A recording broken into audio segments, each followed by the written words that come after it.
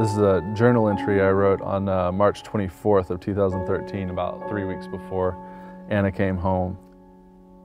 I've been thinking lately about testimonies and being mindful about how God cares for us.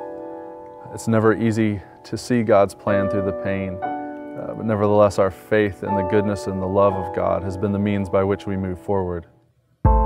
We went in for our first sonogram to see our little baby.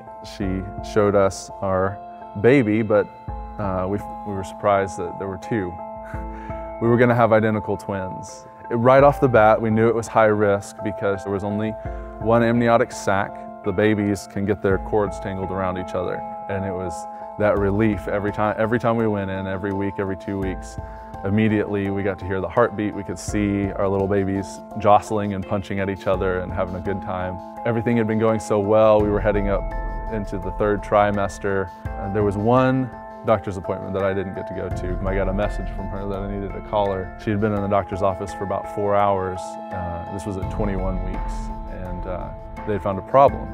As the babies had been developing, one thing they noticed was that one baby was smaller than the other. Their hearts were, well, one of them it was too small, one it was too large. And he said that probably what was going on was something called twin-to-twin transfusion.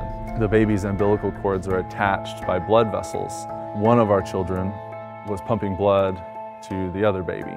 So one's heart was working too hard and not getting enough blood, and one's heart was getting too much blood and was enlarged. And it's important to know that at this point, I mean, we'd seen our babies every week on the sonograms. They were not baby one and baby two. Since very early on, they were Claire and Anna, and we knew which was which because of even though they moved around, you could tell. And we went into emergency mode immediately. What we decided to do was a procedure. They would just go into the uterus, they would use a camera to map out where these blood vessels were, and then they would go in with a laser and they would shut them, they would cut them. The surgery was only supposed to last about 45 minutes. The doctor didn't come out for 2 hours, and I thought everything was good. He came out and he said, we were able to go in, surgery was successful, we were able to find the blood vessels and we were able to cut them. Well, this is great, it worked. Of all the odds that we didn't beat in this pregnancy, we finally overcame something.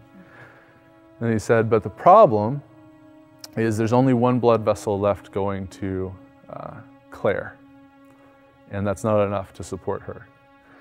And I've never asked God for a miracle ever in my life, but I asked for one that day. We needed something because she wasn't going to make it. So for the next 15 minutes, I prayed and I asked God, just do something. And the doctor came out and said she didn't make it. She had tanked. Her heart just failed, and she died within 15 minutes. In a matter of 15 minutes, your world has changed. Because we had planned a nursery for two. We had bought clothes for two. We had bought supplies for two. We had bought a chair for two. And we had been looking at strollers for two. And now we only had one. At 12:27 a.m., Valentine's Day 2013, Anna Mae Jennings was born, all of 2 pounds, 6 ounces, 10.5 weeks early. I had just gotten out of surgery and they rolled my hospital bed over to where she was. They handed me her, and she was just so tiny and so little, and how like you could barely even feel her, you know, on your chest, but it was just an amazing moment to see her and hold her for the first time.